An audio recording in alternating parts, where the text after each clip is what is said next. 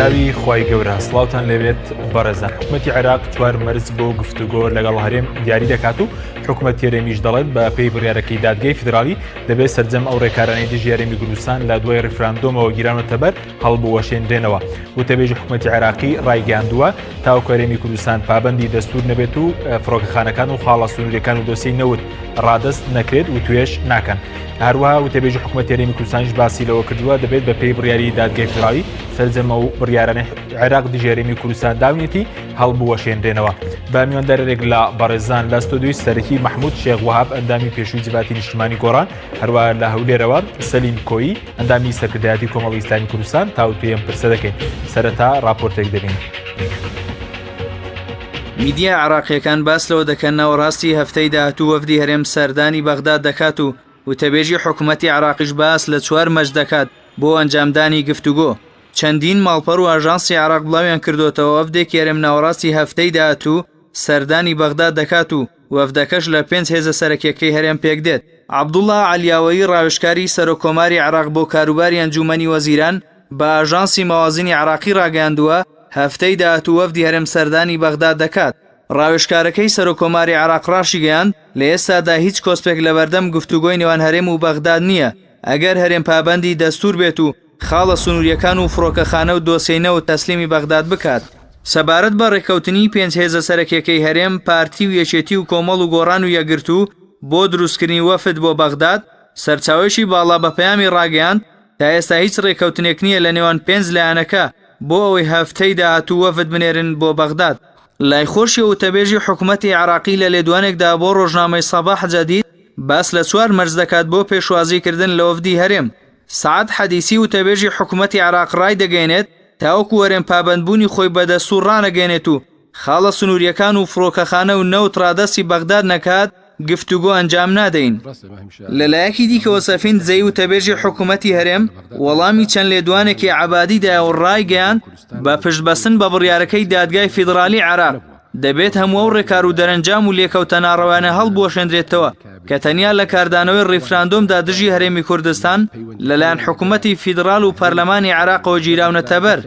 وەک کەمکردنەوەی بەشە بودجەی هەرێمی کوردستان، سزادانی نوێنەرانی هەرێم لە پەرلەمانی عێراق، داخستنی فڕۆکەخانەکان و هەموو ئەو بڕیارانەی دیکەش وەک کاردانەوە لەلایەن پەرلەمانی عێراقەوە دژی خەڵک و هەرێمی کوردستان دەرکراون. دوای ئەنجامدانی ڕیفراندۆم پەیوەندیەکانی هەرێم و بەغداد ئاڵۆزی تێکەوت و بەهۆی ڕیفراندۆمەوە هەرێمی کوردستان نیوەی خاکەکەی و چەندین دەستکەوتی دیکەی لە دەستدا تا ئێستاش بەغداد ئامادەنیە گفتوگۆ لەگەڵ هەرێمدا ئەنجام بدات.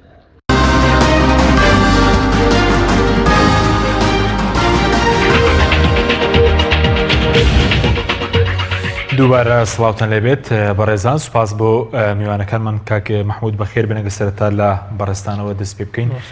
باس لەو بکەینەوە کاری سیەکە تاکو ئێستا گفتوگۆی نێوان هەرێم و بەغداد دەستی پێ نەکردووە خود بۆ چێم گفتوگۆیانە دەستیان پێ ناکرێت. مەڵێ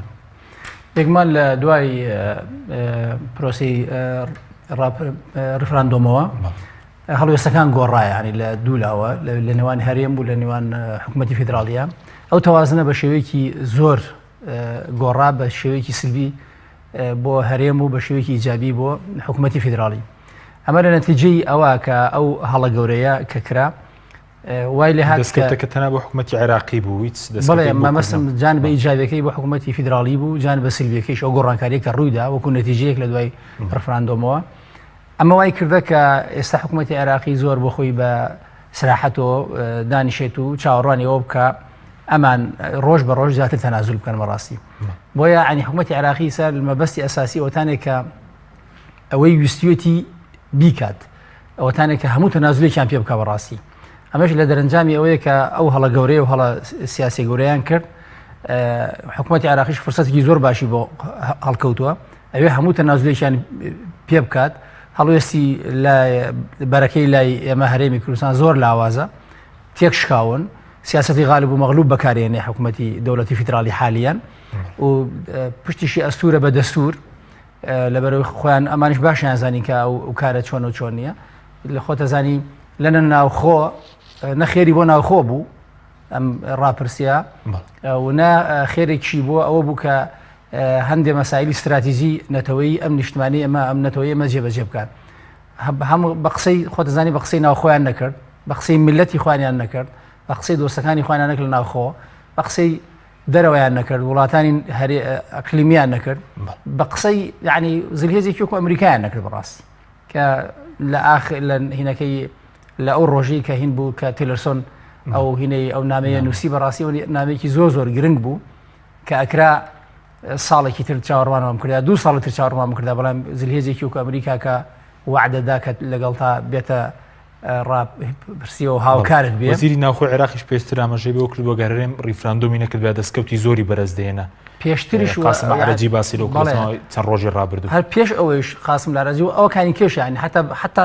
سەرۆکی وەزیرانی حکوومەتی فیدراڵیش بەدەمی خۆی ئەویت زۆر شتان هەیە ڕەنگە لە دەستی بدەن زۆر کەس هەیە ینی زۆر تەنانەت ئێرانەوەی وتووە تورکیا ئەوەی وتووە کەمانە تەمان دۆست یەمەنی نەیاری ئێمن بەڵام لەبەر هەندێک حاڵەت کۆمەڵە قسەیان کردووە ئەمان گویان نەداوە هیچ شتێک هەر لە بەرەوەی بەڕێز کاک مەسعود قسەی خۆی جێبەجێ بکە و کۆمەڵە شتی پێ بشارێتەوە لەبەرەوەی ماوەی ویلایەتەکەی تەواو بوو ئەویست خۆی بکاتە بەتەڵێکی قەومی لەسەر حسابی ئەم ملەتە ئێستاش خۆتەزانی تەوازنەکەت یەک چووە قوت کەوتوتە لای دەوڵەتی فیدراڵی بەڵام و کارەکە لەکوێ کە تا ئێستا گفتوگۆ دەست پێ ناکرێت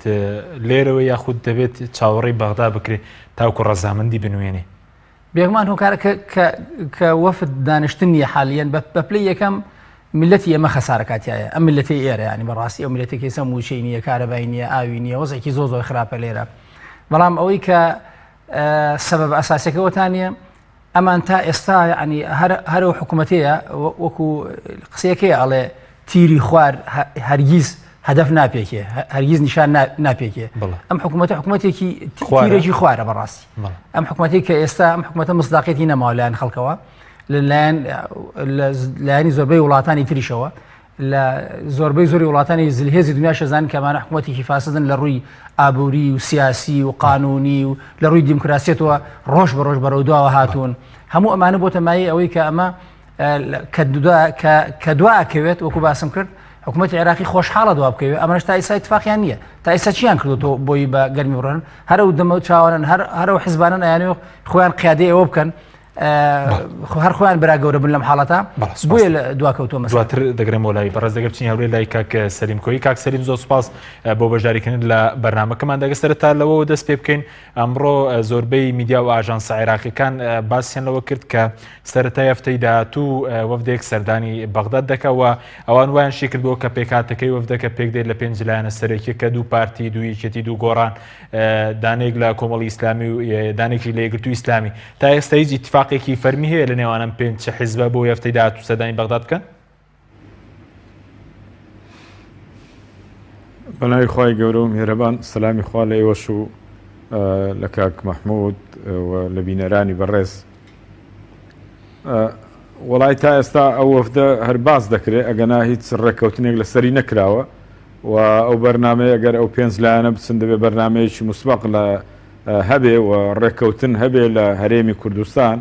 ئێمە لە 2 ساڵی ڕابردووە داوای ئەو بەرنمەیەمان کردووە داوای ئەو ڕێککەوتنەوەمان کردووە و چەند پرۆژەیشمان پێشکەش کردووە بۆ ئەوەی کە بتوانین یەکەم ئێمە چوونی ئەو وەفدە بۆ ئەوەیە کە چارەسەری گرفتەکان بکە لەگەڵ بەغدا کۆمەڵێک گرفتی شەیە کە لەگە بەغدا پەیوەندی زیاتر بێرەوە هەیە ئەوانە دەبێت چارەسەر بکرێ ئەگەر ئەوە چارەسەر کرا و کاتە دەتوانێت وەفد بنێری بۆ بەغدا بەڵام کە ئەوەی ئێرە چارەسەر نەکرا ئەم پێم وایە گفتوگۆ لەگەڵ بەغدا ئێستا بەغدا هەموو ڕۆژە هەرێمی کوردستان جارێک داوا دەکا کە ئێمە داوای گفتوگۆ دەکەین گفتوگۆ بکەین بەڵام حکوومەتی عێراقی مەرجی گفتوگۆی داناوە بۆی کە و بڕیارانەی کە لە پەرلەمان دەرکراوە سەرۆگۆزیرانیان تەکلیف کردو ئەمانە جێبەجێ بکرێ تا ئێستا لێرە جێبەجێ نەکراوە ینی ئەو بڕیارانەی کەوان داویانە و داوای دەکەن ئەمانە جێبەجێ بکرێ ئەمە وەکوبرەی مەرجی گفتوگۆیە لەگەڵ هەرێمی کوردستانە بۆ ئەوانەی تر ئەمن پێم وایە لە ئێستا حکوومەتی هەرێمی کوردستان دەبێت بۆ خۆی لە خۆیدا دەست پێ بکە چارەسەری و گرفتانەی ئێرە بکە و شەفافیەتێک دروستکە هەم بەرامبەر بە خەڵک و هەم بەرامبەر بەو لایەنانە ژەگە بێ وەفد بنێرێ وەکو لایەنەکان چکە ئەمە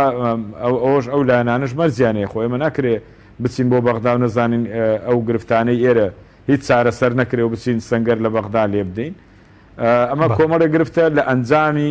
وەکو کاک محمود باسی کرد لە ئەنجامی ئەو ریفراندۆم هاتۆتەکایەوە کە ئێمە سەر تاپا لەگەڵی نەبووینەوە دژی بووینەوە پێمان وابوو هەموو ئەو ناڕەحەتی و ناخۆشیانەی کە ئێستا هاتۆتە پێشێ هەموو ئەوانە دەرەنجامەکەیتی لێ ئێستادا ئەوەی کە لە پێش حکوومەتە و لە پێش ئەو لایەنانەیە ئەوەیە کە ئەم پێم وایە ئێمە قانجازی لێ دەکەین کە ئەمە بەپێی دەستور و هاوپەیمانان پشتیوانی ئەو دەستورە دەکەن و هەموو وڵاتان پشتیوانی ئەو دەستوری عێراق دەکەن و عێراقیش داوای ئەوە دەکە ئەم حەقانەی کە لای ئێمەیە بەپێی ئەو دەستورەوانە بدەینەوە و ئەوانی کە لای وانە ئێمەشۆ بتوانین ئەوانە وەرگرینەوە بە گفتوگۆ و بە زیادەوەش وەریگرین دەکرێت گفتوگۆی سەرتر و باشتر و پشتیوانی باشتر بکەین بەڵام ئێمە ئامادە نیمنەوە تا ئێستا بۆ معلوماتی مولایەک تا ئێستا ڕێبینی هەولێر و کەرکووک گیراوە ینی خۆ ئەو مەدانی شەڕ نیەت و ڕێیەکە بگری کە خەڵک لە تەقتەق و کۆیەوە بسوڕێتەوە بۆ کەرکووک بۆ ئەو ڕێ دەگیرێ و سەنگەر لێ دراوە پێویستە ئەمانە چارەسەر بکرێ و مەتاریش مادام بەدەست عێراقەوەیە و حدودەکان و داهاتەکان مادام بەدەست عێراقەوەیە ئێمە دەبێت ئەمە چارەسەر بکەین ینی تو مەتار یان ڕاوەستێ یان بەدەست منەوە بێ ئەو ڕاوەستە خەڵک زەرەری لەکە بۆ ئەم پێم وایە ئەوە بە ڕێککەوتنێکی بینی خۆیان ئیداریان ئەمانە چارەسەر بکرێن و عێراق بۆی ئۆکەی بکە کە مەتارەکان بکرێتەوە خەڵک تووشی ئەم ناڕەحەتیە نەبێت. بەڵێ کاک سەلیم سەبارەت بە ئەوەی کە حکوومەت لە ماوەی ڕابردوودا لە چەند ڕۆژ ڕابردە سەدانی چەندلایەنێکی سیاسی کرد سەرۆکی حکوومەت لە سلێمانی و پێشتریش سەدانی ئەمیری کۆمەڵی ئیسلامی کردبوو لە شاری هەولێر هیچ ڕەزامەندێکی لایەنەکانی بەدەستێناوە بۆ دروستکردنی وەڤد یاخود تاکو ئێستا حکوومەت نەیتوانێت ئەم ڕەزامەندەی لایەنەکان بەدەستبێنێت کە بە پشتیوانی ئەم لایەنەکان وتوێژ لەگەڵ بەغداد بکات. ئەوە گرفتێکە لە ڕابردووە تەوان زۆر قسە و باسی لەسەر کراوە ئێمە داوای ئێمە بە تایبەتی بزوتنەوەی گۆڕان و کۆمەڵی ئیسلامی داوامان کردووە کە ئەم حکوومەتە یان چاک بکرێت سەرتاپای ڕێک بخرێتەوە حکوومەتێکی کاتی لێ دروست بکرێ بە زۆرێک لە زۆرەکان کە بتوانێت هەنگاو بنێ و ئێمەش پشتیوانی لێ بکەین و یان بەشدار بین بەو شێوەی کە هەموو لایەک لەسەری متتەفیق بین ئەوە قسەیەکەوە من پێم وایە حکوومەتی هەرێمیش کە سەردانی لایەنەکان دەکات دەوێت ئەو ئۆکەی لەو دوولایەنەش وەرگێ و لایەنەکانی کەش وەرگێ وەفدێک بەڕێکا بۆ ئەوە ئەگەنا لە دوی چاکسازی ناگەڕێ چوە گەربیەوە چاکسازی بکە کۆمەڵە پرۆژەی ڕابردووی هەموو لایەنەکانی لەبەردەستە کە داوای ئەو چاکسازیانەمان کردووە داوای ئەو داوانەمان لە حکوومەتی هەرێمەکە و هەنگاوانە بنێ ئەگەر بۆی دەندرێ بابینێ ئەوە هەر پێویست بە سەردانیکردن ناکە بڵێ من ئامادەم ئەوەندە چارەسەر بکەم ئەوەندە گرفتە چارەسەرکەم بژێوی خەڵک چارەسەرکەم بەلای کەمەوە یعنی کاکە هەر نەوت بۆ ئەو خەڵکە دابینکەین ئێمە ئێستا دانیشتن بکەین و کۆبوونەوەکان سرق بکەینەوە لەلایشی ڕۆفت بەڕێکەین بۆ بەغدا بەڵام هیچ گرفتێکی خەڵک چارەسەر نەکرێ ئێمە بەڕاستی مەرجی سەرچیمانەوەی گرفت و کێشەکانی خەڵک ئێستا لە ئێستادا چارەسەر بکرێ و ئەوەشی پەیوەندی بە بەغدا ئەوش چارەسەر بکرێ ئێمە بگەینە نەتیجەیەک هەم لێرە هەم بۆی بتوانین لە بەغداش قسەی لەسەر بکەین ئەگەرنا ئەو پەیوەندی بەخۆیانەوەی دەکرێت ئەو لایەنانە بچن و وەفد دەنێرن جەماعەتی ریفراندۆم وەفد دەنێرن لە سەراستی حکوومەت وەفد دەنێرن بەڵام ئەوەش مەرجی ئەوەیە کە حکوومەتی عێراق دەرکە بکاتەوە و ڕێ بدا کە گفتوگۆ بکرێ ئەوش مەرجیەیە کە دەڵێ دەبێت ئەو خاڵانە جێبەجێکن لەبەرەوە لە ئێستا من پێم وایە ئەوەندەی ماوەتەوە سەر حکوومەتی هەرێم بە تایبەتیش کاک نێچیر و کاک قوبات کە بتوانن ئەو هەنگاوانە بنین ئەگەر ئەو هەنگاوانە بنێن ئەوە ئۆکەی لایەنەکان وەرەگرن لە هەرێمی کوردستان ئەگەر هەنگاو نەنێن ئەم پێم وانێ لایەنێک وەکو حیزبی بچێت لە بەغدا ئامادە بێت کە گفتوگۆ بکە کە هیچ نەتیجەی نابێ ئێمە گفتوگۆ لەسەر چ بکەین یانی ئەو خاڵانەی کە بە پێی دەستور حەقی حکوومەتی عێراقیە با بگەڕێتەوە بۆ حکوومەتی عێراقی ئەوەشی کە حەقی ئێمە ئامادەین لە ڕێگەی هەتا ئێستا بە بێ مەرجیش داوامان کردووە لە بەغدا لە ڕێگەی فراکسیۆنەکانەوە کەەوە هیچ پەیوەندی بە هەرێمەوە بۆ ئێمە دا شەڕمان کردووە لەسەری لە ساڵی ڕابردوو 17 تەسبیت کرد کە زۆر داکۆشیمان کردووای حکوومەتی هەرێم پێوەی پابەند نەبوو ینی خۆ ئەوە ساڵی پار بوو مانجی 11 ساڵێک پێش ئێستا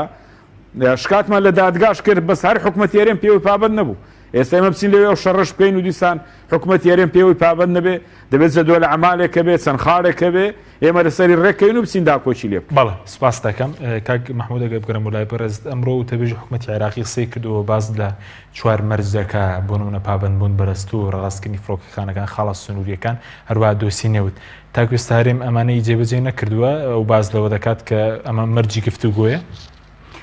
بەڵێ ئەم مەرزانە تەمان واضح و دیارە کە ئەمان دەولەی فیدراڵی چیەوێ طبعا نکرێ ژێربەژێری شتی کەیشیان هەبێ پارتی وێژێتی بەسەر ژێربەژێر چیە بە پلەی یەکەم مەسەرەن پارتی تەمان خۆزانی ئێستا حالیان حکوومەتی هەرێمی کوردستان زۆر قەرزارە قەرزێکی زۆری هەیە و هەندی هەواڵ هەیە کە ئەمان ژێربەژێری لەگەڵ حکوومەتی فیدراڵیە قسەیان کردووە و خەڵکیان نردووە بەڵێ نوێ خەڵکیان نردووە بۆ ئەوێ کە ئەگەر بێت و ئێمە بە هەموو شتێک رازین تر ینی هەرشتانەوەیکەین بۆتان بەڵام ئێوە حکوومەت هێرەمی خۆی بە فەرمی نردوتە بەغدا بەنهێنی پارتی چی نردۆندەیەکی بڵم چێ بەڵام هەواڵ خەبەری وا هەیە لێم ناوەکەشت لە ڕەنگە لات بەڵێ عن خەبەری وا هەیە کە ژێربەژێری پارتی خۆی لەگەڵ حکوومەتی عێراقی اتفاقی کردووە هەروەک چۆن لە محکەمەی اتحادیە جۆرەك لە اتفاق هەیە ینی اتفاقەکە چی بوو لەسەر ڕۆژانەوەی ڕیفراندۆم لە محکەمەی اتحادی محکەمەی اتحادی لە دەستورە لە مادەی 92 باسی بە تەفاسیلی نەکە اختصاصاتی کاتۆمانەکە ئالێتی ئیشکردنیشی لێ خۆی بەپێی قانونەکەی دیارەکە چۆن کارەکە دەبێت لە قرارێکی ئەوە هەمووی نەکانی ئامادە بێ هەموو ئەندامەکانیەوە کە نۆ کەسن خۆیان تەوان بەڵێ یعنی ئێستا و سێ کوردێک کە دەنگیان پێداوە بە ڕێکەوتن بوو یعنی لە ئەگەرەوانە ئامادە نەبوون خۆ ناکرا يعني سر يا ماشي تو بڵێ ینی بەڕست ماستریش تێ لە یاسای دەستوری ینی ئێستا گەر سێندامە کوردەکە ئامادە نەبووان دەنگیان پێ دەبێن بڕیارە دەرەنە بڕیاری دادگەی فیدراڵی بۆ ڕۆژانەوەی ڕیفراندۆم دەبێ هەر نۆکەسەکان ئامادە بن حزوریان هەبێ کوردەکان ئامادە نەبووان نەبوو تۆ بڵێ پارتی وێچێتی ینی توانێ ئەویان نەبێ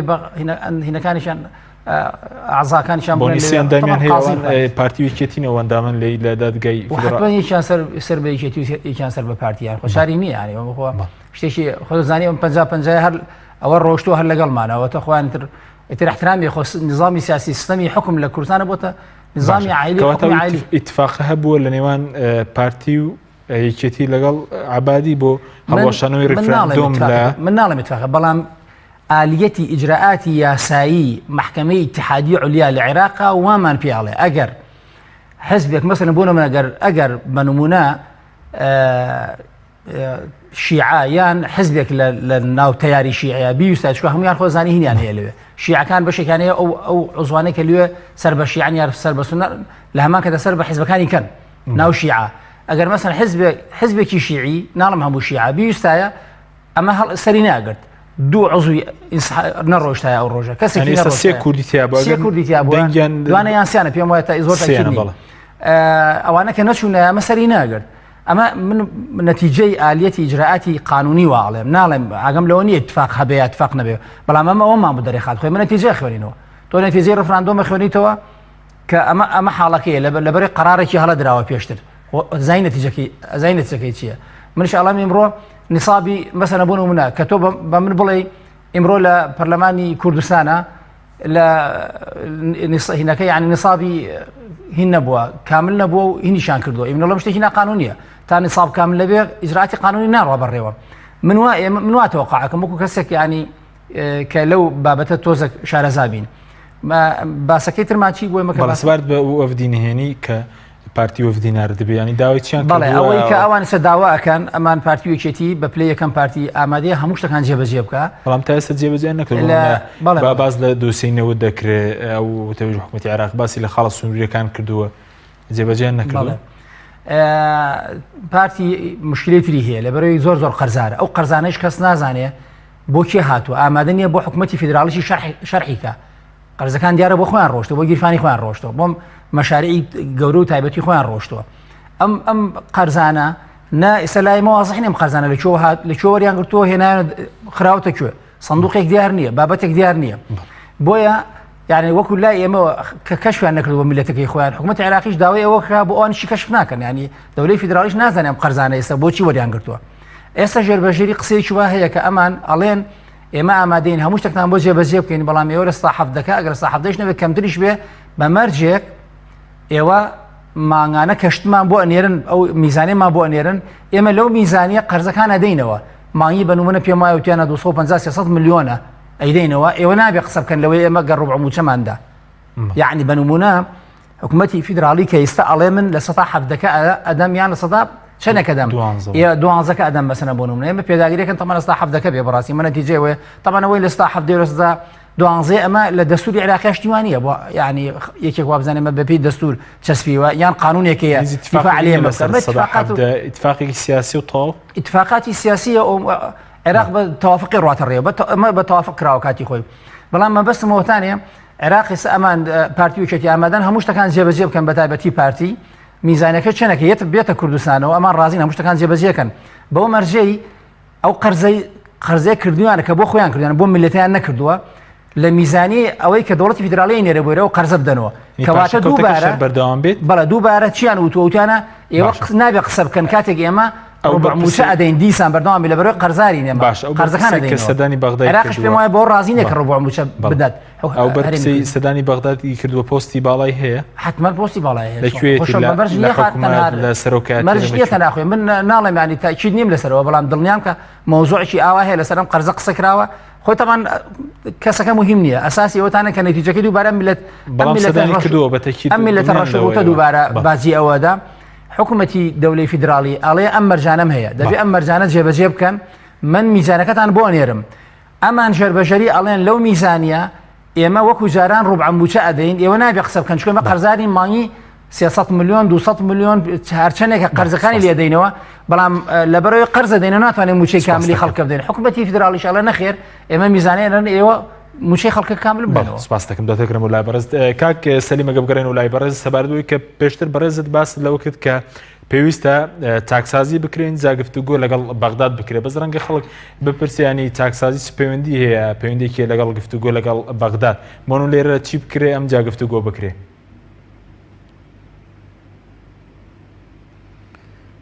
وەڵام پێم وایە ئەوە یەکێک بەشێک لەوەی کاک مامۆستا مەحموود باسی کرد مەسەلەی قەرز ئێمە لە سەرەتاوە لە 2009 هەر دەڵێن قەرزارین ئێستا بە حسابی ئەو پارەی کە ڕوبعەموچانە تا ئێستا داوەتە خەڵک و ئەو هەموو نەوتەش فرۆشراوە ئێستا ئێمە هەر قەرزار بین پێویستەکە ئەوە بەشێک لە چاکسازیەکە بێت کە لیژنەیەک دروستکەن بزانین وایە با لەو پێنجلانە لیژنەیەک دروستکەین ئەگەر وا بوو بە فیعلی ئەو پارانە ئەسلی هەبوو هاتبوو ڕۆیی بوو نەوت بۆ ئەوەندە فرۆشرا بوو بە تایبەتی ئەم پێنجلایانە بگەێنە قەناعەتکەوایە ئەو کاتە خەڵک دەچێتە بنباری ئەوەی کە با ڕوبعەموچە بێ بەڵام کە ئەوە وا نەبێت لە 2009 هەر قەرزارین ئێستا بەقەدەر پارە ئەوەی کە نەوت ڕۆیوە بەقەدەر ڕۆژ پارە لە هەموو پارە قەرزاری لە هەموو محکەمەکانی لەگەڵ کۆمپانیەکانیش هەر ئێمە دۆڕاندومان ئەمە چییە ینی بۆ ئێمە لەگە کۆمپانیا هەر بدۆڕین لە قەرزاری لەگە کۆمپانیەکان هەر بدۆڕێنین ڕوبعەموچەش بدرێ یادی ئەو پارێ چی لاتۆ لە هەرێمی کوردستانەوە پێویستی بۆیە تەدقیقێک ئێمە ناچین بەڕاستی دیفاع لەوە لە حکوومەتی عێراقی بکەین بڵێن حکوومەتی عێراقی بەڕە ئێمە قەرزارینەوە خاڵێکی گرنگەوە خاڵێکی ئەوەی کە ئەم ڕوبعەموچەی ئەو خەڵکە چی لاتوە ئەو پارەی کە فرۆشراوە نەوتی هەرێم فرۆشراوە پارەکەی چی لاتوە بە فیعلی ئەوەندە بووە ئەوەش بەڕاستی هەمووی پێویستی بە مستەمسەکات و بە کڕینەوە چکۆ نەوتە لە وڵاتان فرۆشراوە هەمووی مستەمسەکەیە و ڕێژەی نەوت ڕۆیشتن هەیە با ئەوە حکوومەتی عێراقی لێگەڕێ بەڵام با ئەو پێنجلایانە بگەێنێتە قەناعەت لەوە بەڵێ ئەوە خاڵێکی گرنگە لە دوای ئەوە جێبەجێکردنی ئەوانەی ئەو گرفتانەی کە لە بەردەمی حکوومەتی عێراقیە ئێمە دەبێ بەڕاستی لەوەیە کە بتوانین دیفاع لە هەرێمی کوردستان بکەین ئەو خاڵانی کە حەقمانە ئەوەش کە حەقی حکوومەتی عێراقیە ئەم وەفدە دەبێت ئەوەی بەدەست بێ کە بتوانێت چۆن هەنگاو بنێ ئێمە وەفدێک بچێتە هەرێمی کوردستان و نەزانێت لێرە چ هەیە و ئەو بڕیاری لێ بدا و لێرەش جێبەجێ نەکرێ کەواتە هەرێمی کوردستان پێویستی بەوەیە قەنەعەت بە و بەتایبەتی بزوتنەوەی گۆڕان کۆمەڵی ئیسلامی بێنێ لەوەی کە چاکسازی ئەوانەی کە پێویستە لێرە بیکە بەڕاستی و ئێمە لە بەردەمی هەڵبژاردننی کار بکەین بۆ هەڵبژاردن و ئەو لیستە خاوێن بکەینەوە چکۆ ئەمانش مەرجی ئێمەیە بۆ هەڵبژاردن و بەشداریکردن لە هەڵبژاردننا بۆ هەرێمی کوردستان و کاتێکی دیاری بکرێ بۆ هەڵبژاردننی هەرێمی کوردستان ئێمە ناکرێرەوە بڕۆین خەڵک قەرزار بێ و حکوومەت قەرزار بێ و خەڵک ڕوبعەموچە وەرگرێ و هەڵبژاردن بۆ وەسعی کە هەیە بکرێ ئەمە ئەوەی ئێمە بەڕاستی مەطلەبی هاوپەیمانانیشەوە مەطلەبی عێراقیشە و ئەمریکاش پشتیوانیان لە حکوومەتی هەرێم کردووە ئەو مەرجانەی تێدایە کە دەبێت هەڵبژاردن لە کاتی خۆی بکرێ و هەڵبژاردنێکی پاک و بێگەر بکرێ و ئەو بڕیارانش لێرە جێبەجێ بکرێ ئێمە پێویستیمان بەوەیە ئەو کاتە بەرچاومان ڕوون دەبێت و خەڵکیش بەرچاوی ڕوون دەبێت کە نەتیجەی گفتوگۆمان لەگەڵ عێراقا دەگاتە کوێ لە ڕابردووەک باسم کرد گفتوگۆمان کردووە سەتا حەفدەمان تەسبیت کردووە ێ بە قسەیان نەکردینیانی لێرە بەڵێ سوپاس دەکەم ناوبڕێکمان هەیە دوای ناوبڕەکە دەگەرم وڵای بەڕێز و قسە لەسەرەوە دەکەن هیچ اتفاقێکی نێنیە بووە بۆ هەڵوەشانەوەی ڕیفراندۆم دەگەرم وڵای بەڕێزت بەڵێ بەڕێزان ناوبڕێک دەکەین وڵات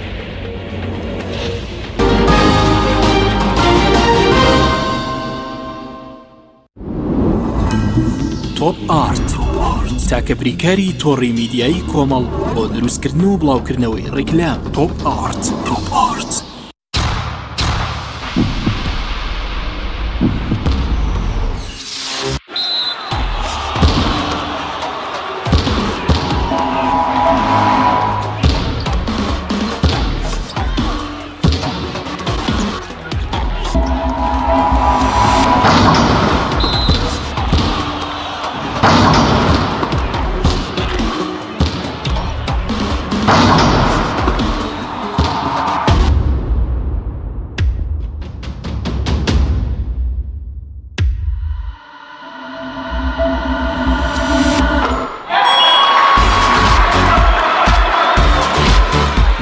سەرکەوتنە گەورەیە تەنها شیری وشکی ئاڵتونسای تەمێکی ڕاستەقینە و 100% سروشتی نۆشی کەو هەمیشە بە بەهێزی بمێنەرەوە.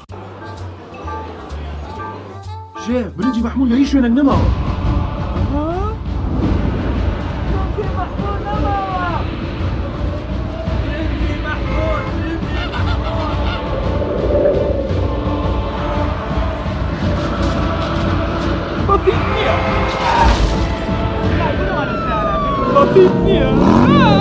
بسيط نية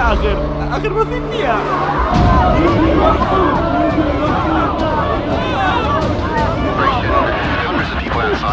وای سال بازارەکان لە برنجی مەحموود نەماوە گەڵبەکەی لە دەستداوە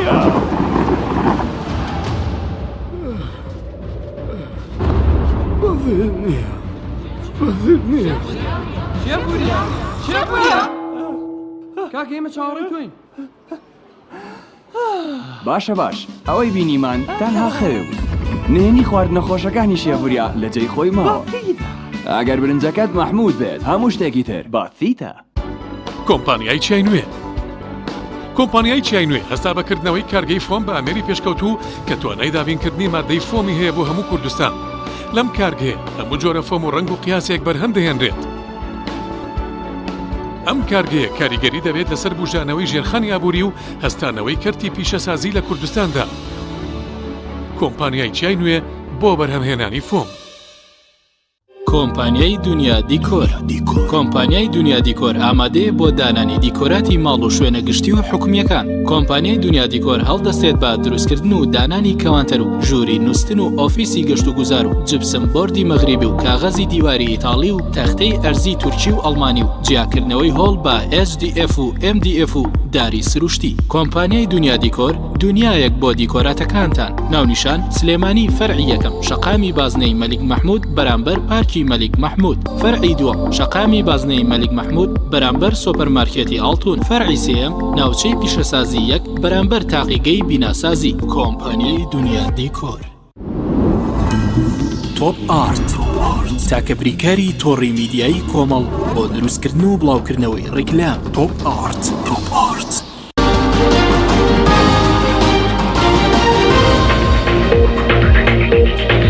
دووبارە سڵاتە لێبێت بەڕێزان کاک سەلمەگە بگرم و لای بەڕێز پێش ناوبڕەکە پرسیاری ئەومان لێکری سەبارەت بۆی هیچ ڕێکەوتنێکی نییە بووە لە نێوان هەرێم و بەغداد بۆ هەڵوەشانەوەی ڕیفراندۆم. هەندێک زانیاری باس لەوە دەکەن کە ئیتفاقێکە بووە و برێد ماگۆڕگیش بەشداری تێدا کردووە. هیچ ڕێکەوتنێکە بۆ ئەوەندەی کێواگە دەرمادەم ئەگەر ڕێکەوتنەی بۆ هەڵوەشانەوە بۆچی گفتوگۆکان دەست پێ ناکەن؟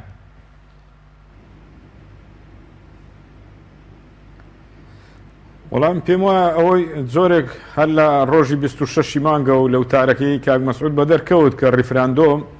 بۆ جیابوونەوە نییە و داوای گفتوگۆ و ئەوانە کراوە بەشێک بوو لەوەی کە ڕیفراندۆم ئەو نەتیجەی نابێ. دوای ڕیفراندۆمە لەسەرەتاوە بخۆ نەتیجەی نەبوو لەبەرەوە پشتیوانی هاوپەیمان و UN و عێراقشی لەسەر نەبووە دیارە و بڕیاری دادگای باڵای عێراقیش کە بڕیاریدا نوێنەری حیزبەکانی ڕیفراندۆم بچن لە بەغدادا کۆچی لێ بکەن یان نوێنەریان بنێرن کەس نەچوو ئامادە نەبوو. ئەوە شار بۆ خۆی بەشێک بوو وەک دوای دەرچوونی بڕیارەکەش هیچ کەسێ ڕەدی نەداوەتەوە. ئەو هەمووی دلیلی لەسەرەوەی کەوان ئێستا ڕفزی ڕیفراندۆمیان کردو و دیفاعشی لێ ناکەن هەرچۆن محکەمەی فیدرالی هەری وەشێنێتەوە ڕفزی کاتەوە ئێستا قسەکان لەسەرەوە بەس ئەوە وەختێک پێشمەرجی حکوومەتی عێراقی بوو کە دەیگوت دەبێ بە لەفزی خۆیان و بە نووسینی خۆیان ئەوە ڕەفزکەنەوە ئەنجا ئێمە گفتەوە من پێم وایە ئەوە فشارێک بوو حکوومەتی عێراقی لەسەر هەرێمی دەکردەوە بەشێک بوو لەو فشارە و ئێستا تۆزە تەخفیفی کردو ئەگەر دادگای فیدرالی هەروەشاندۆتەوە بەڵام داوای خاڵەکانی تر دەکا کە پەرلەمان بڕیاری لەسەر داوە لەسەر هەرێم جێبەجێ بکرێ ئەوانش جێبەجێ بکرێ ئێمە دەبێت بگەڕێنەوە بۆ حەقەتەی کە هەموو لایەک تاکیدی لێ دەکاتەوە هاوپەیمانان تاکیدی لێ دەکەنەوە UN تاکیدی هەموو وڵاتانی زلهێزش تاکیدی لێ دەکەنەوە یەک پارچەی خاچی عێراق وەگەڕانەوە بۆ دەستوری عێراقی ئێمە دەبێت لەو پەیامانە باش تێبگەین کە ئێمە لەو ئینە بەتایبەتی و لایەنانە هەڕیان کردووە لەوە کە ئێمە کاتی زێڕینی ئێمە لە 20 مانگ بۆ 25 مانگ و ئەگەر بە قسەی وڵاتانەمان بکردایە هەنگاوی باشمان دەنا لە قەدەر ئێستاە کە دەتواندرا بەلای کەمەوە کە دوا دەخرێ پشتیوانی هاوپەیمانانمان بەدەست دێنا UN-مان بەدەست دێنا وڵاتانی دراوسێمان بەدەست دێنا ئەمە کاتی زێڕین بۆ هەرێمی کوردستان کە نەکراوە ئێستا تۆتینەوە خاڵی سفر گفتوگۆکردن وەکو 2005 پابەت بوون بە دەستورەوە بەڵام بە حاڵێکی شکستی خۆمانەوە تەوانەوە دیارە ئێستا ئێمە وەک باس کران بە قەرزاری و هەم بە تەراجوعی عەسکەری لە ناوچەکان ئەوان هەمووی بۆتە بەڵام ئێستاش هەرێمی کوردستان ئەگەر هەنگاو نەنێ بە زیرەکەم بە پرۆژەیەکەوە هەم بۆ ناوخۆ هەم بۆ گفتوگۆ لەگەڵ عێراقا بە تاکید شکستەکان زیاتر دەکایان بەڵێ ئێوە وەکو کۆمەڵی ئیسلامی ئەگەر بەم شێوە بنێدرێ بۆ بەغداد یا گۆڕانکاری نەکرێت لە هەرێم بەشداری دەکەنی چ بڕیارێکە بڕایەکتاندا و لەو بارێت چۆن چ کاتێک بەشداری لەوە دەکەن کە سەدانی بەغداد دەکات نەخێر ئێمە بڕیارمان وایە کە لە هەرێمی کوردستان ئەوان داواکاریەکانی ئێمە جێبەجێ بکەن بۆی بتوانین چاکسازی بکەنەوە ئیرادە چاکسازی هەبێ ئێمەش بە هەموو لایەک بتوانین گفتوگۆ لەگەڵ عێراقا بکەین چکەوە دەبێتە یەک وەفد دەبێتە یەک پاکێز بۆ چاکسازی هەم بۆ ئێرە و بتوانین هەنگاو بنێن هەم بۆ عێراقیش کە بتوانین نەتیجە بچوە ئێمە قەنەعەتمان بۆ نییە وەفدێ بچێتە بەغدا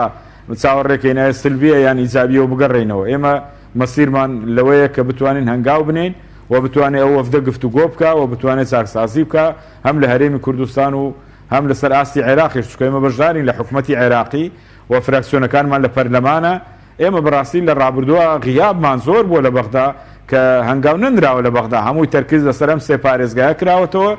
و ئیشەکان لێرە سڕ کراوەتەوە قیادەی لایەنە سیاسیەکان ئەوەندەی تاکیدیان لەسەر ئەم سێ پارێزگایە کردووە تاکیدیان لەسەر عێراق نەکردووە و عێراقیان وەکو جیرانێک تەمەشا کردووە ئێستا ئەمانە هەمووی تەراجوعێکی گەوری پێ دەبێت ئێمە تەرکیز لەسەر وێ بکەینەوە و تووشی ئەو هەموو قەرزاریە بەڕاستی و قەرزاریش پێویستی بەو تەدقیقەیە هەم بۆ ئێمە هەم بۆ بەغداش ینی پارە لەو سەردنیای ناڕوە دیار نەبێ و نەزانی چ بووە و چی لاتۆ هەر لە خۆ قەرزارینەوە ناکرێت یعنی هیچ کەسێک ناچێتە عەقڵیەوە بڵێ هەرێمی کوردستان بەو هەموو نەوت و داهاتەوەی ئێستا قەرزاریش بۆتینەوە ئەوە من بەڕاستی یەک بۆ خۆم هیچ قەنەعەتم پێی نییە بە محکەمەکانی کە دۆڕاندی شومانە قەنەعەتم پێی نییە بەڵێ سوپاس دەکەم دواتر دەگەڕێمەوە لای بەرزت کاک محمود پێشتر بەرز ئاماژت بەوە کرد کە نوێنەرێکی نێنی سەردانی بەغدای کردووە ینی پێشنازەوەی کردووە کە موچەی فەرمانبەران هەر بە عێراق بۆ جەبنێرێت و بە سیستەمی پاشەکەوت دابەش بکرێت یعنی ئەمە هەوڵە بۆ چیانی ئەم هەوڵە فەرمیە ینی کە دراوە بێگومان تەبان بۆی دووبارە فشار دروست نەبێت لە سەرمان چکەمان ئەڵێن ئەمە قەرزارین وەکو باسمان کردم قەرزانە کەسیش نازانە بۆچی کردویانە ئەمان تەبان پێشتر نەوتیانە فرۆشت ئەیانۆ گەرێمە نەوت سەربەخۆ بفرۆشین یعنی با بڵێن ئەو هینە وەکو هینەکە ئیدعایەوەیانە کرد کە ئێمە خۆمان ئازاد بین لە فرۆشتی نەوتە بودجەی کوردستان والیەکەین میزانی کوردستان والیەک بەرزەکەینەوە وڵات تەواو بیعمارێکەین و پێشکەوتنێکی زۆریەتە ئارا و ڕەفاهێتێکی زۆر زۆر دروستەکەین و ئەوە نەوتی کوردستانیان فرۆشت ئەوە نەتیجەکەی بوو کەرکووکی شاتە سەری تەوان خۆ داعش لە لایەکی ترەوە احترامە یۆ قسەکەم بۆ مایی مەینەتی بۆ بنەماڵەی شەهیدان و ئەوانەی کە سوکاریان تیا چوون و ئەوانەی کە ڕفێنران و ئەوانەی کە برینار و منە بەڵام مایی خێر بوو بۆ پارتیویەکێتی لایەکی ترەوە مای خێرەکەی بۆ ئەو هەموو نەوتی کەرکووکەوتە دەستیان یعنی پێشتر تەنها نەوتی ئێرانە هەرێمی کوردستانیان نەفرۆشت پاشان کە کەرکووکی ژیرە با بڵێن کە داعش هات بۆیە و داعش هات مووسڵی گرتووەمانە دوایی پێشمەرگە تەواو کۆنتڕۆلی کەرکووکی کرد ئەو نەوتەگیرە خۆ بە گیرفانی پێشمەرگە نەڕۆشت چی دینارێکی موچەی پێشمەرگە زیای کرد نەخێر دینارێکی ئەو خەڵکە زیای کرد نەخێر سەرڕای ئەوەش پێشتر بەس بە نەوتەکەی خۆمانەیان و ئێمە وڵات هینەکەینەوە ئەبوو ژێنینەوە زۆر باشە بەس بەڕێز وتە نەوتی کەرکووی شاتە سەری بای حەسەن وابانەوەمانە سەرڕای ئەوشە بەشدار بوون لە ڕوبع موچەیی سەرڕای ئەوشە کە بەرمیلە نەوت لە $10 و $12 گەیشتە $50 و $51 هەر بەردەوام بوون لەسەر ڕوبع موچەیی وەکو هەر قەرزارەکەیش هەر بەردەوام ئەم حکوومەت هەر قەرزارە بۆیە ئەوەی کە باس کراوە پێشتر بۆچی مەسەر حکوومەتی تەمان بەڕای من ینی و بەڕای زۆربەی زۆر ئەو خەڵکانەیش کە هاتو ئەگەر قەرزیش کرا ئەو قەرزانش ئەگەر بدرێتەوە ینی بە نمونە ینی ئەمانە بڵێن قەرزە درێتەوە ئەو تێسا حکوومەتی فیدراالیش ینی پێداگیریەکە لەسەرەوەی کۆمەڵە خەڵکی بەرپرسی عێراقی و کوردیشی دادگای بکرێن و ئەوانەی پارەکانیشان حجز بکەن گەڕێ بەشۆنەوە ئەوانەی کە پارێکی زۆریان خەوتووە لە بەنقا نێودەوڵەتەکان ئەگەڕێ بەشۆنیا بۆ ئەوەی هیچ نەبێ يعني حتى پارەی عێراقی بگەڕێنەوە بە عێراق پارەی هەرێمیش بگەڕێنەوە بە هەرێم بەڵام دەکرێت بکرێت لە ڕووی دەستوری و بەڕێز ماستەرش تێ لە یاسای دەستوری دەکرێت ئەمە عێراق دەتوان لە ڕووی یاساییەوە بکا بۆ نمونە بەرپرسانێرێن پارەیان بردوتە دەرەوە لە بانکەکانی دەرەوە بلۆکیان بکات یاخود بیگەڕێنێتەوە بەڵێ ئەوە خۆ چەندین مادەی دەستوری هەیە مادەی قانونیش هەیە کە هیچ کەسێک بۆی نییە ئیستیغلالی مەنسەبی خۆی بکە ئیستیغلالی سوڵتەی خۆی بکە لەسەر وحتى لسر يعني لسر حسابي خلق ونجتمان ودولة معنا دولة من بيو بارا بياكا وبارا بو خوي بباو همو معنا يعني متهمي زور جوران العراق شهية لهريمي كردستان شهية يعني زور كان لو انا شروط قائمة دولة منا هذا جورا كان يسرى الدنيا يسا بليس حاليا يسا خوانش ليستيان هي لو انا برپرسي هريمي كردستان شي تيكوتوا وعراقي شي تيكوتوا داو كانوا بارانا بقرتو يعني بو هم بو باريكي زور طبعا كم مليار هابو يعني ترخو تزانين شلون يعني كاتي خوي روسيا 6 مليار بلاي 6 مليار دولار بلاي عراق وبو عراق حصاري لسربو همشي داويك الحصار بكريتو يعني اما بمليارها باريان هيك بس لرويا سو برپساني هريمي دتوان ام بسابينن كامرو قائمك بلاو كرابو برپرسي كرديش تدابو كبازوك عبادي لموضوع ذكريان دغرت برامبر بالا دولة فيدرالي خوزاني خو اما خو دولتي كسر بخونين اما هريمك سر بدولة اتحادي دستوري عراقي وكو لماديه كم ولماديه سانزش كلام دستوره جبجكره بسر همو عراقيكا كسي ليدر ناتي باشا بس بو مسألة باشا أو باست كده يعني أو نونري كبوت نونري بارتي بوشو ببغدا يعني أو دعوة أو باشا كوتي كدوا كعراق بوجكب نيري بلام ليرة سيستم باشا كوت بردام رازين أمان الله إما بهموش تك رازين شيء تاني ويكين بوتان طبعا سال لآخر هنا ساعة الحديثية حتى باسي ملفي أمني شكا يعني مطارات نازانا قمارق ملفي نوت وملفي امنيش اضافه كلو سريع يعني همو معنا بكو دجالس يعني امان بهموش كان رازين بلام قرفتي تابع جربجري خوشان هي باراستني خوان باراستني ملتك مهم نيه طبعا امان كاتي خوشي استشنا امدا من يعني اللي رو داوا كان مو تنازل لكن بو دوله اتحادي براسي ام ملتي ايش ملتي كي بهيز ملتي بقوتها هروك صار 1900 لشانزي سي صار 1975 كبار ديمقراطي كردستان اش بطالي كرد او كاتيش بروسكي تنازلي نرد بو بغا هروك يسا بهرزاني هر نيشي كري بباري هرزانيش نيكري بوي هم كاتو دانوستان قال لغلا تفاوض قال لغلا مفاوضات قال لغلا والله اسلام تنازل بينا ملتنيه ام تنازلش اميك امان همو هولك يعني همو نازم يعني ده صلاتك لس 25 صار حكم بكبير لم ملتنا كاتو حتى اسا او عليه روجانه لمده 8 ساعات كهرباتيه ام ده صلاتك كتوان بيني اوان بون بامبراطور بون بفراعنه ملتك شوي لهاتو روج بروج برو دامايو برو قربسري برو سوال كرنا الروا براسي يتوقف يعني تعريفي حكومه اللي دياره يعني حكومتك براسي اجر يا اساس الوربيه مؤسساتي هبيه يعني معقوله امولاتي يسال جورتين انهيارايا دواي سكاغنيشين استقاليب كردايا كقباد استقاليب كردايا هنك ما انا نك استقاله ما انا دادقا وحكم يعني مؤسساتي دادقا هبي مولاتي ما انا باش يزور لمبر برسانه بيه لسيداره بدين باش يزور بس يشتريش قبل كنجي بندي خانه كان هتايا براسي يعني كارثاتك يزور زور جوريه ك تشاوراني او سركه يعني سبغا اجر بزاني امانه حكومتي ملة يعني ملتي ان لقلايا امها مزقته كلام حكومتها نايكات بەغا زۆر باشە زانێت کە ئەم حکومەتێنە چی کردو و چی نەکردو من ناڵم بەغا دەوڵەتێکی مهمە من حەزەکەم ئێستا بەغا بڕوخی حەزەکەم بەغا ئینیار بکە حەزەکەم بەغاش بەدەستی ئەمەوەی بێ بەڵام ئەمە واقعکە بەدەستی من و تۆ سپاس دەکەم کاک سەلیمە بگەڕێم بۆ لای بەڕێز سەبارەت بە مەسەلەی موچەوە دۆسینەوت بەڕێزت پێشتر باست لەوە کرد کە ساڵی ڕابردوو فراکسیۆنی کۆمەڵ لەگەڵ کۆمەڵێک فراکسیۆنی تر گۆڕان و یەکێتی و یەگرتو لە پەرلەمانی عێراق لە سەدا حەڤدەیان چەسمان بەڵام حکومەتێرێن پابەند نەبوو ئێستاش کارێم باز لەوەی کە تا ئێستا دۆسینەوتی ڕادەز نەکردووە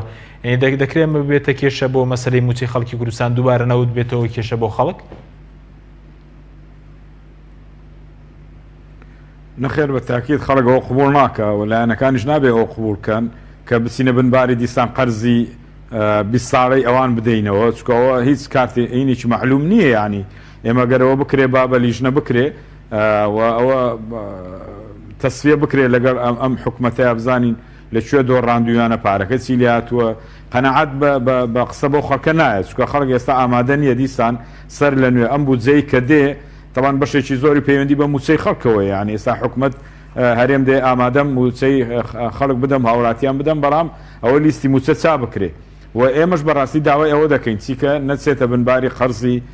ئەم حیزبانەوە کە کاتێ پارەکەش بۆ هەرێمی کوردستان و ژێرخانی ئابووری هەرێمی کوردستان نەگەڕاوەتەوە نەکاتێ هەبوو نەکاتێ نەبووە ینی ئەمە قەزەیەکەوە ئەو پارانەی کە لە دەرێشە کە باز دەکرێت مەسەلەیەکی خەیاڵیە ینی مەسئولێک بتوانێت لەو پۆستەی کەیەتی خاوەنی ئەم هەموو پارە و ئەوەی دەرش لێگەڕێ هەر لەوەی ئێرە لەو هەموو شەریکات و ڤیەلا و نازام هێز و دەسەڵات و ئەوانش خۆ هەموو هیچ کەمترینە لەوەی دەرێ بۆیە ئەم بە تایبەتی ئێمەمانە ناکرێت بەوە ڕازی بین و خەڵکیش ئەو کاتە دەبێت قسەی خۆی هەبێ کە هیچ کاتێک دوای تەصدیقکردنی ئەو بودجەی لە عێراق تەصدیق دەکرێت کە بەشێکی زۆری بۆ موچە و لیستی موچەی هاوڵاتیانە لەوە بەولاوە ئەوە نەکرێت و داوای موچەی داهاتوش بکەینەوە و ئێمە 4 ساڵە موچەی خەڵک نەدراوە ڕوبع موچە دراوە دیەوەم پارێ چی لاتوە بۆیە ئەمە حەقێکی خەڵکە و دەبێت لە دادگای فیدرالی شکات بکرا ئەگەر لێرە نەپرسرایەوە بیبەنە بەغدا ئەم پرسێکی گەورەیە چکۆمە پەیوەندی بە قوتی خەڵکەوەی جگەلەوەی کە ئاو کارەبا و غاز و نەوتی بۆ دابین نەکراوە موچەکەشی بخورێ ئەمە ناکرێیانی ئەمە هیچ کاتێ قابلی قبول نیەوە دەبێت لایەنەکان و جەماوەریش لەسەری بێتە دەنگ شکاتەکە بەرز بکرێتەوە بۆ سەراستی عێراق و دنیاشی لێ حاڵی بکرێ ئەمە ناکرێ ئەمە چکۆمە قوتی ئەو خەڵکێ بەڵێ